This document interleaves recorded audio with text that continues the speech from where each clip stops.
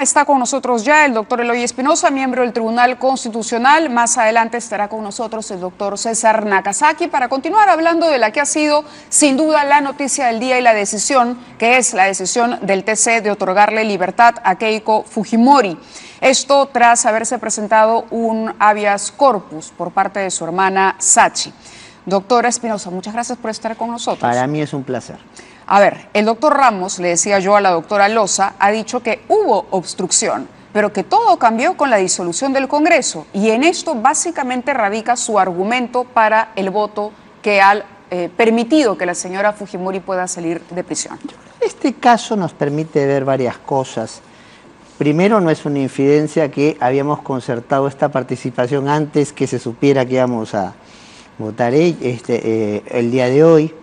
Bueno, la entrevista se la habíamos solicitado la semana pasada. Exactamente. Entonces, pero pues el giro de lo que se viene, y esto nos permite ver varias cosas. ¿Por qué se votó tan rápido? A eso voy.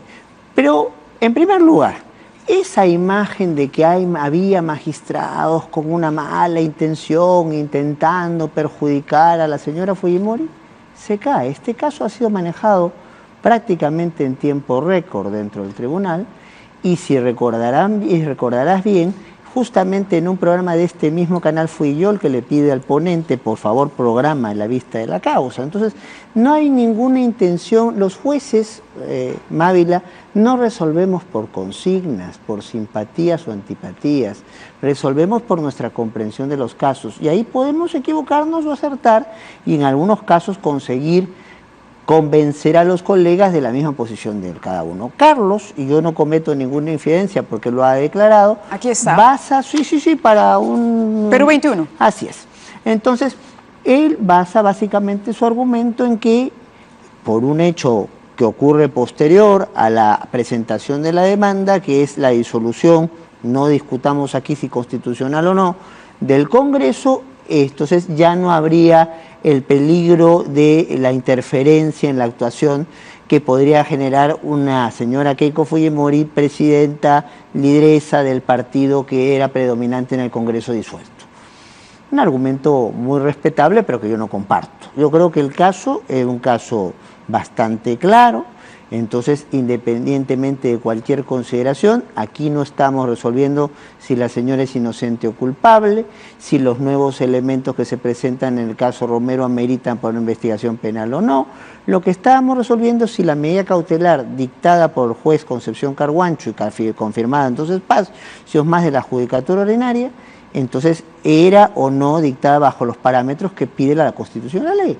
Y yo creo que entonces los tres parámetros se cumplían y que finalmente... ¿Cuáles son esos tres parámetros? Muy claramente que estemos ante un delito con 4 años o más de posible condena, lo llama la prospección de la pena. Son 10 a 13 años. En este caso, cumplido el requisito. El segundo requisito es que hay una vinculación directa con el comportamiento.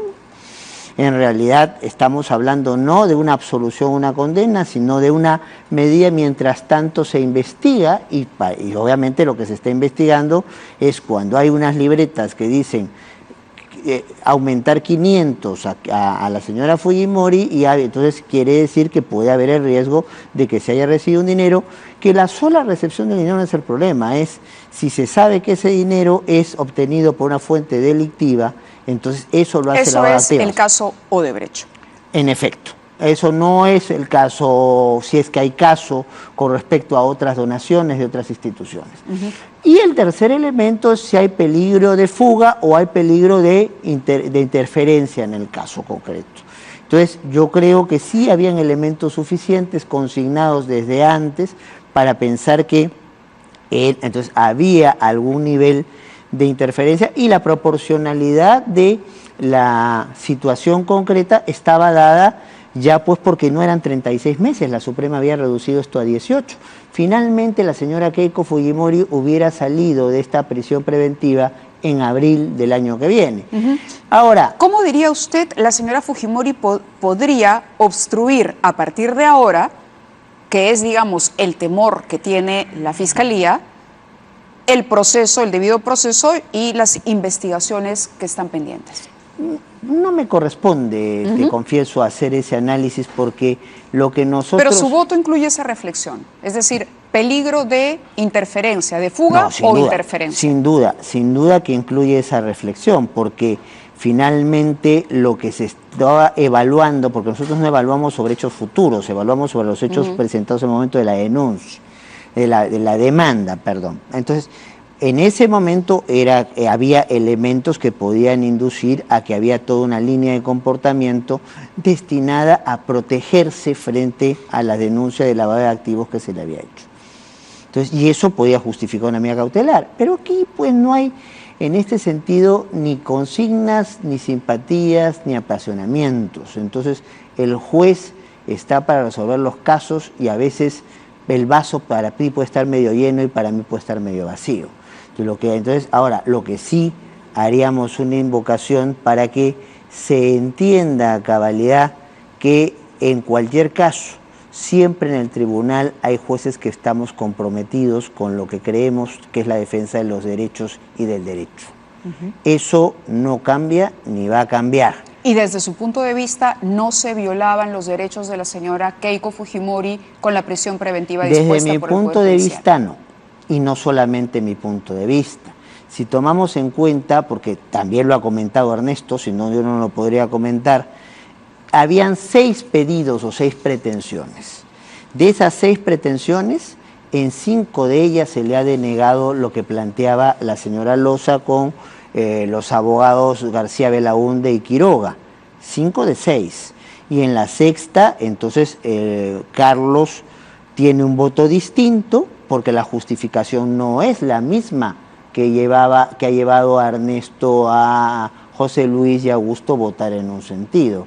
La justificación es otra, que es la que tú has leído. Entonces, estamos hablando de un caso que ha sido una votación compleja, difícil.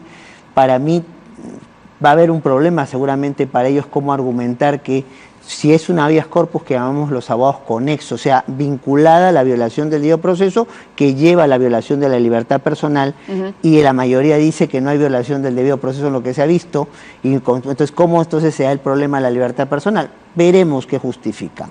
Ellos tienen para, seguramente ahora tarde hoy, o mañana temprano nos alcanzarán tu texto, Carlos nos alcanzará el suyo, el transcurso el martes, y el jueves todos daremos a conocer por escrito nuestros puntos de vista y serán publicados de inmediato en la página web del tribunal. Ernesto de la Jara, lo citaba usted, me parece, lo que ha dicho el doctor Ernesto de la Jara. Él dice, con este precedente no sola toda prisión preventiva, sino cualquier decisión judicial pasa a estar en peligro porque el tribunal ha ampliado enormemente su facultad de revisar lo resuelto por fiscales y jueces. Dice, a favor de la prisión preventiva, en el caso de Keiko, un juez de investigación preparatoria, un fiscal provincial, un fiscal superior, 3 vocales superiores, 6 vocales supremos y 3 magistrados constitucionales. En contra de la prisión preventiva y a favor de su libertad, solo 4 magistrados constitucionales, Blumes, Sardón, Ferrero y Ramos. 15 en contra de Keiko, 4 a favor, pero ganan los 4.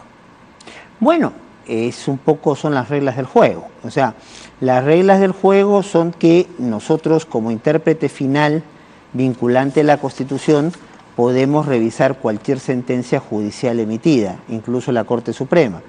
Y en este caso, la mayoría, en el punto clave de la libertad personal de la señora Keiko Fujimori, ha decidido que no hay elementos suficientes para que esta prisión preventiva se mantenga, lo cual no quiere decir que en el transcurso de la investigación nuevamente no se pueda pedir una prisión preventiva. Entiendo que se puede hacer. Se puede hacer.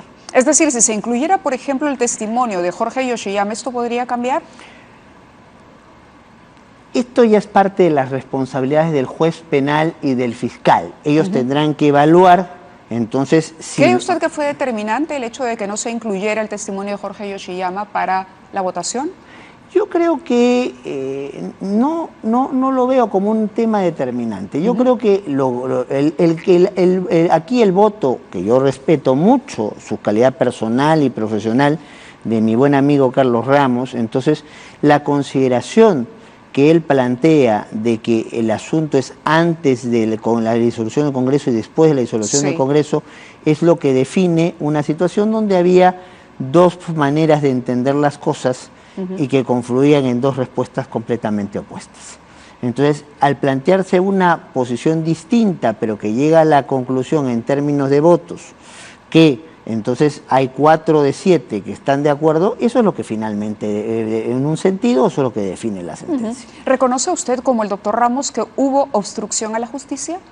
Bueno, yo creo que a la hora de que se presentó la demanda había elementos suficientes para que la Fiscalía pidiera al juez Concepción Carguancho y fuera ratificado por los restos de los jueces del Poder Judicial elementos como para que por lo menos ese riesgo existiera. Y eso no quiere decir que la señora sea culpable o inocente, o no quiere decir que efectivamente ella haya hecho interferencia, sino que la evaluación en un escenario cautelar Mávila es sobre situaciones probables. La medida cautelar es para proteger un trámite o un resultado. No necesitamos evidencia, sino una diligencia razonable de análisis de situaciones. Usted no ha tomado en cuenta el factor del doctor Ramos, que es la disolución del Congreso. Por lo tanto, para usted, ¿continúa siendo un peligro de obstrucción ahora? ¿Existe esa posibilidad? Sí, y eso es lo que nos lleva a votar. Aun cuando la señora no tenga hoy la fuerza política que tenía. Porque la discusión va por otro lado, la discusión va por una situación que aquí se ha planteado y que creo que se incurre en un error. Este caso no es igual que el caso Humala Heredia. En el caso, ¿y dónde está la principal diferencia? Ahí está, ahora lo explico en 2 palabras, porque el tiempo aquí es oro. Entonces, el tema en el caso Humala Heredia era: no hubo un pronunciamiento de la Corte Suprema. La Corte Suprema entonces deniega la posibilidad de conocer en casación y después, cuando se plantea una queja, recurso último que se tiene cuando no te permites, le deniega. Entonces, allí no hay un pronunciamiento final de la máxima instancia del Poder Judicial sobre la situación concreta que está planteando. Eso no pasa en el caso Fujimori. En el caso Fujimori la Corte Suprema se pronuncia, y en todo momento la discusión es si 18 meses o 36. En ningún momento la discusión es absolvamos.